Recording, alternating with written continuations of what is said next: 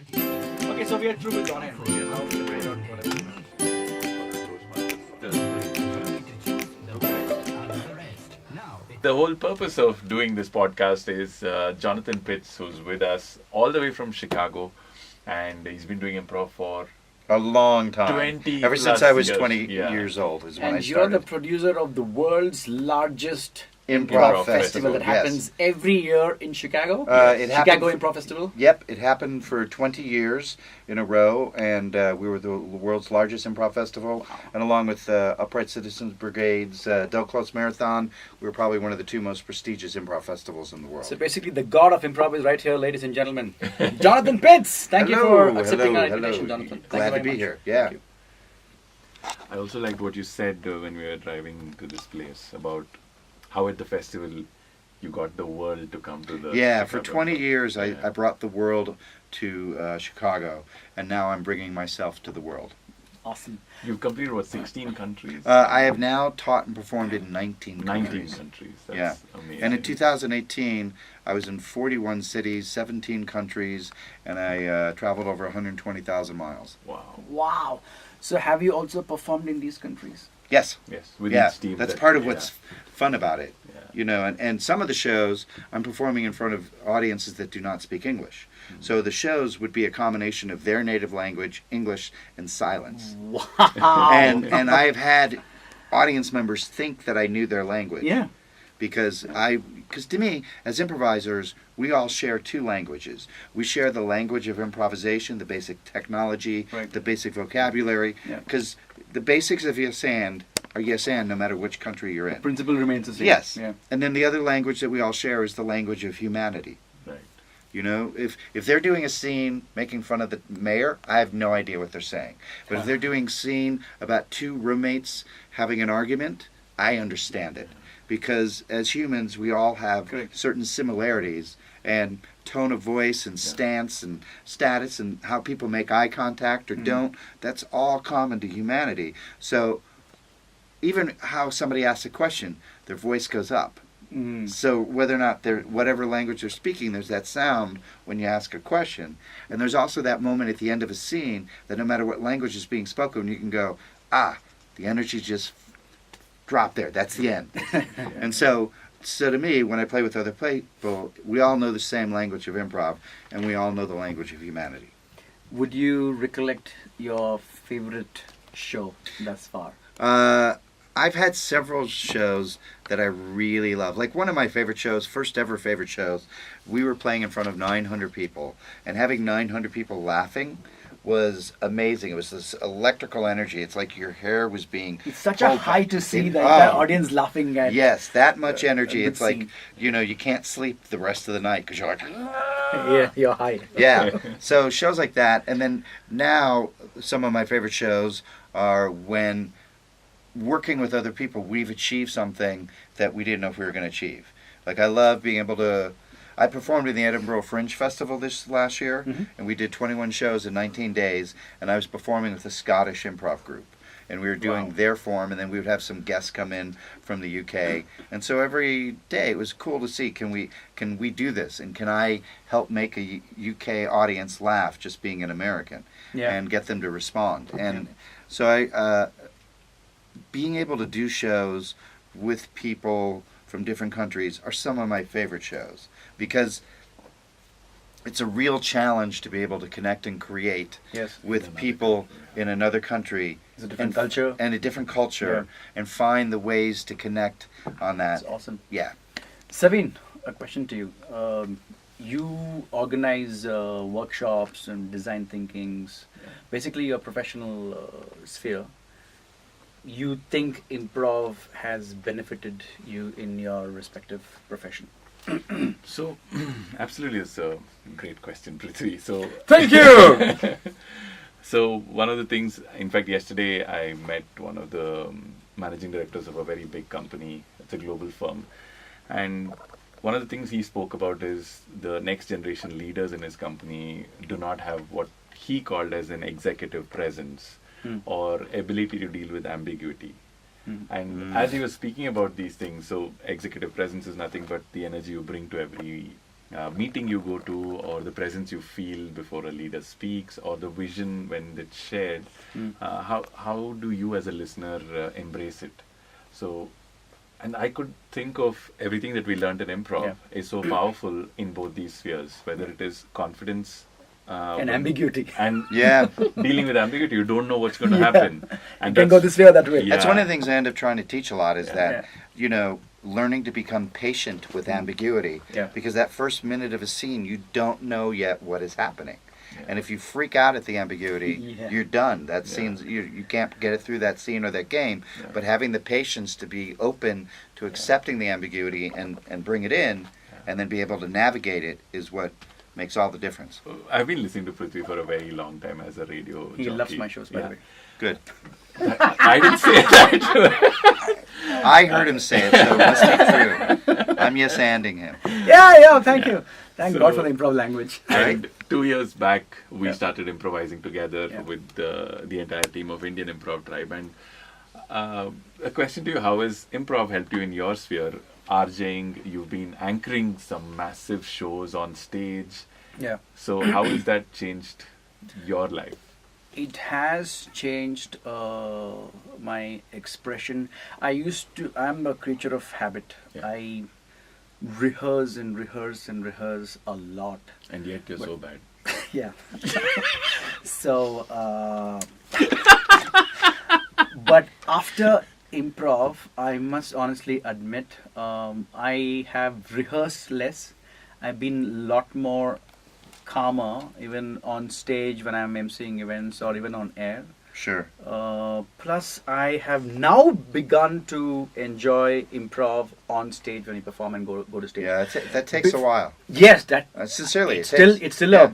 I mean, the A lot journey of is on, times the it's button like is 10, on. 15 shows before you even More, I start think I learning would how to say a lot breathe more, properly yeah, on yeah. stage. Yeah. Instead of going on stage and be like, Yeah. yeah, I thought I would never get to even this space. Yeah. But I must tell you, because of our consecutive rehearsals and Jamming. jammings, Yeah. sorry, Yeah. I think that has really helped me generally overall express myself better and be less rehearsed. and Viola Spolin, who's the founder, mother, source of all of improvisation.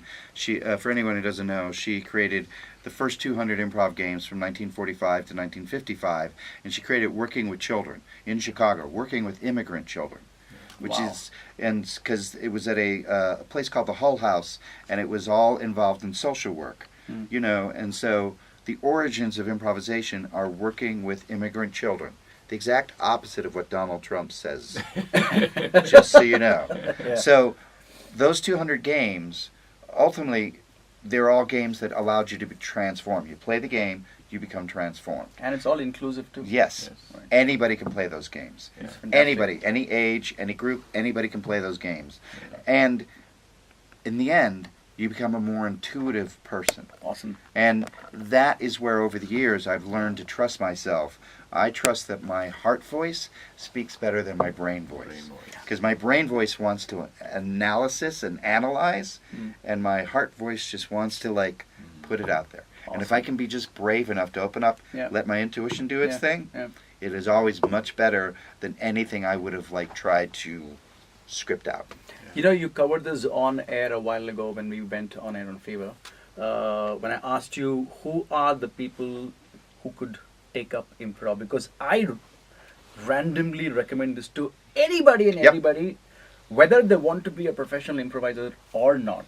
Yeah. And you said something very interesting on air. I want to share it on the podcast too, as to Sure. who and why should anyone and everyone Learn do improv, learn yeah. improv. Yeah, when I was at Second City, a lot of people would get sent there who were not going to do professional improv, and they were doing it so they could become better lawyers, better teachers, better therapists, better salesmen, just generally better people. Yep. You know, whether I've had a lot of people say that they became better parents because of learning how to improvise. Better husbands, better wives. Well, in most cases, yeah. and a part of what it is when you are creating with other people, you stop seeing them as obstacles. Yeah. and you have a greater sense of empathy because you bond with them because Right. you play with them. If you've played with somebody and they've played with you, there's just a different connection. And as that happens, the people become better. They gain more confidence. You know, at Second City right now, they have workshops for people with Asperger's or people who have autism or people of social anxiety. Like, you know, some of the work that Viola Spolin created, it's now really spread out in several different categories, as well as like leadership for business. Yeah. So literally anybody can improvise, and everybody will become better by doing improvisation. Why is US not forcing Donald Trump to take up improv course? He is such a It horrible... can really break barriers. He is so awful as an improviser. He doesn't listen. He only speaks what he wants to No say. yes ending. He never yes ands. Yeah. He interrupts, And he has a nuclear bomb. and he has a nuclear. But enough about his wife.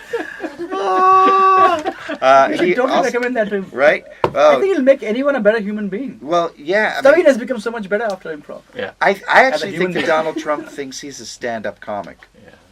Like he thinks like his jokes are funny, and anyway, so he, just want to say, everybody, I apologize. I am of the belief that improv should be made mandatory in school and Yes, schools and colleges. I think it's a great absolutely. syllabus for people to really become better human beings. There's a lot of social workers who are now involved in it. There's a thing called applied improvisation, where therapists and counselors and social Awesome. workers are all learning it Yeah. because you can apply it in so many different Yeah, ways. yeah. And yes, it ought to be in grammar schools because essentially it was originally created for children. Hmm. And it's good for teenagers because they can get past some of their social barriers. Yeah. It's also good for adults because as adults we forget to play. True. And as a human species we learn through play. And we are social beings. Yes. You need to be interacting. You have human We interaction. change through Yeah. each other, not by ourselves. Correct. Yeah. Yeah. So Awesome. another interesting side to this is when I had the fortune of being at the Providence Improv Festival, and one of the teachers was teaching us improv. She helps the medical fraternity by improvising different conditions that she can go through, Sure. Wow. and helps the doctors learn how Yep. to handle her as a patient. Yep. I Yeah. had a doctor who was like a heart surgeon who Yeah. was in one of my classes. And at the end of the 8 weeks, he's like, oh, I think I'm going to be a better doctor now. I'm like, yes, that's because you're going to start listening to your Listening. patient Yeah. instead of just walking in being like, I- I am Lord Dr. God. Okay, bye, I'm done. But it could also be scary. Imagine a heart surgeon improvising to be a neurologist or a nephrologist. Okay, I'm in the heart. Yes, Can I get no a idea about suggestion? any of the last three words he Right. used. I do. I mean, medical profession improvising, it sounds a little scary. I mean, it's. You spoke about the brain voice and the heart voice, right? Yes, yeah. So he has only the heart voice. Wow. Well, here's the thing, though. A lot of people say, "Oh, I could never do improv. I don't think fast enough." Mm. And for me, it's not a matter of thinking fast. It's a matter of listening and then responding, rather than because if you're thinking fast, you're actually missing part of what's being said. Yeah. Because it's not just what's said; it's how it's said. How many times have you had your mom say to you, "It's not what you're saying; it's how you say it." Yeah. So that's part of it as well. So to me, it's not thinking fast; it's being in the moment and then responding to it. And that's a completely different skill than fast thinking. Yeah. So Which goes back to what you were talking about, leadership. yes, so which is what are the biggest challenges we face with. I've been doing a lot of work with the business leaders on building these skill sets, on being effective storytellers as well. So there also we face a challenge about how to narrate an instance, or how do I tell the story of my company to my clients? How Right. do I tell the story of my clients to my team members? Sure. Okay, I want you to ask about the different styles of improv. Yeah. So the Yeah, as of right now, there have been like 9 sort of major philosophies and styles of improvisation. Just like there's very many different styles of martial arts. You know, like you have judo and kung fu and karate, and each one is really good at teaching something specific. Yeah. And if you learn that, you become a master of it. But you know, To me, there's like 9 sort of major philosophies of improvisation since it got started in 1945. And each one of those major philosophies have really trained a lot of actors who've had success. And they're all different versions of improvisation. And to me, what they're really good for is they're telling you where to put your focus in the beginning of a scene. In that first minute when you don't know what to do or where to go, they have a different, they say, here, don't worry about everything else, just pay attention to this. And then you can get through that first minute till you know what's happening in the scene. Yeah. With Viola Spolin, it was all about transformation. With her son, Paul Sills, who was the founder of the Second City, along with Bernie Sahlins and Howard Hawk, his whole focus was on the environment. Find the where, and everything else comes into place.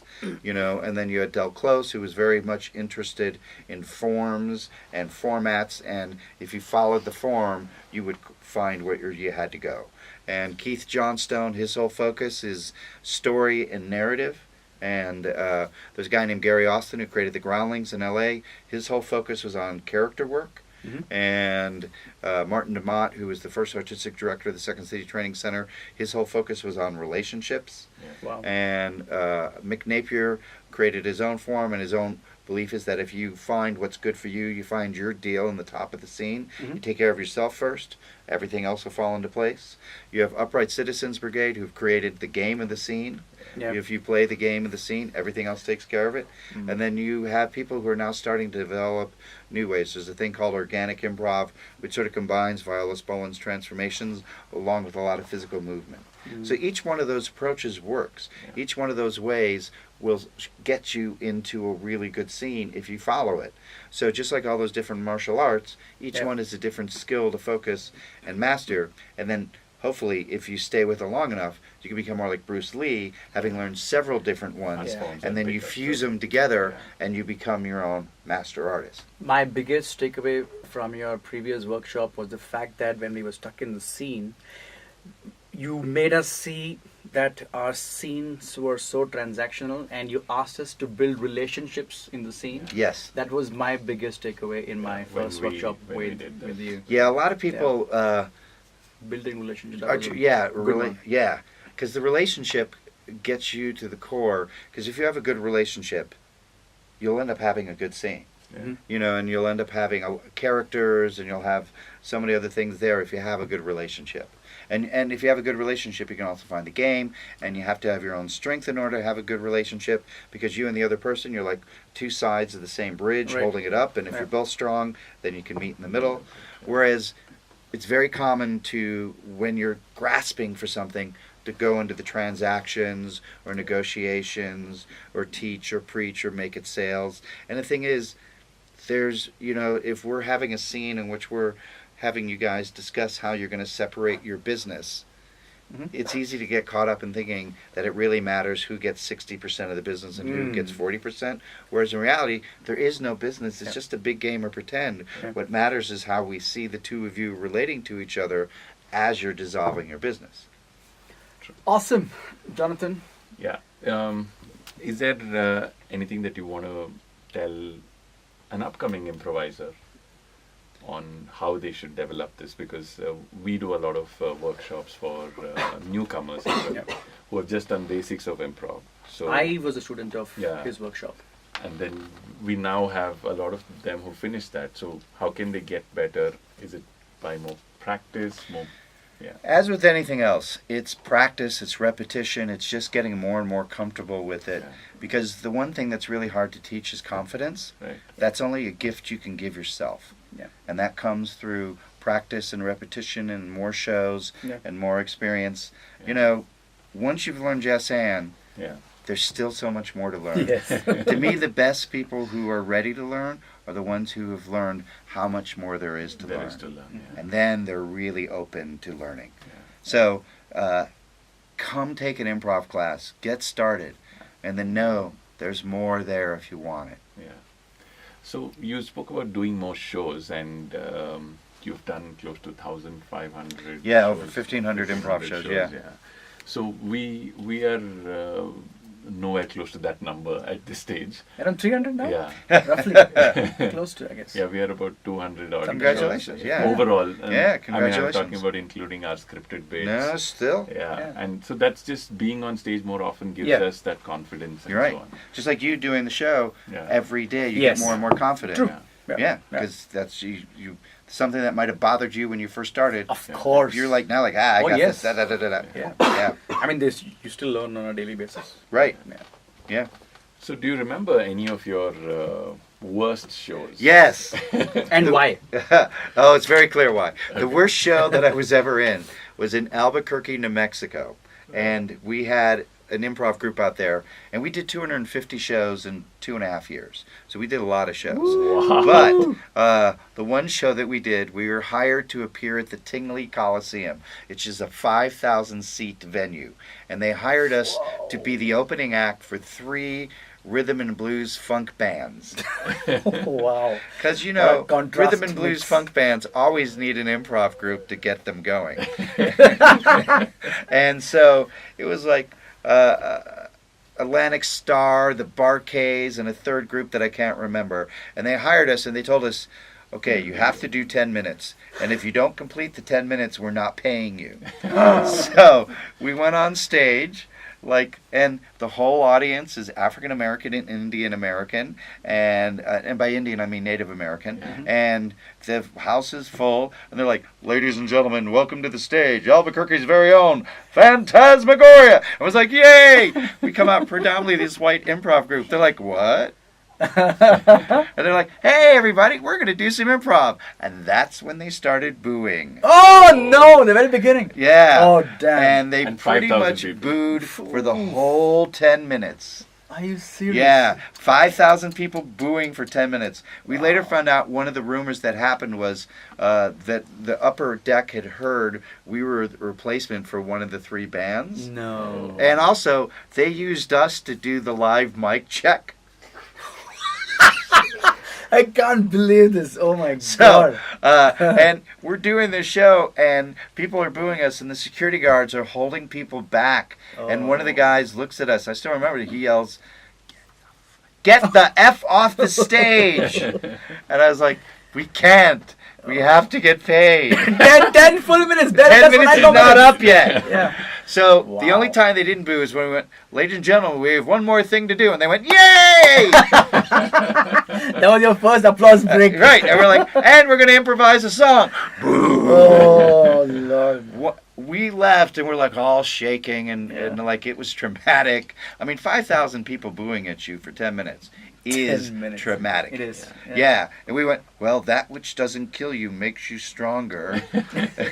And we're like, And one of the ensemble members, their girlfriend couldn't get in to see the show, so she was outside the Tingley Coliseum, and she could hear the boos from outside. Oh lord. And so we did our job. We unified that crowd. So this is the unified social work of improv that you're talking about. Yes. You did the mic check We were and- there to help that crowd be unified so Yeah. that they could be one. We are looking forward to learning more from you, especially on improv, and we've committed ourselves to doing more of this because it really builds us as human beings more than anything else, Yeah. which is a good reminder for all of us. We tend to forget that. Yeah. So thank you for taking out time. Glad to be and, here. Glad to be part of this. Yeah, and add value to our podcast. and keep molding great improvisers and great Across students, the Jonathan. world, Thank you yeah. very much for your time. You're welcome. Thank you. Thank you very much. Did you make that up on the spot or did you write that ahead of time? Just now. See? Just now. You spoke from your heart. It worked. Just now. It worked. Yeah. All right. Thank you so much. You bet. Thank It you. was great. He hears that. Yes, I've been telling thank you for the last 3 days. Just to do this. Thanks, Jonathan. Lovely having Thank you. you. Thanks Thank so you. much. Thanks. Thank you.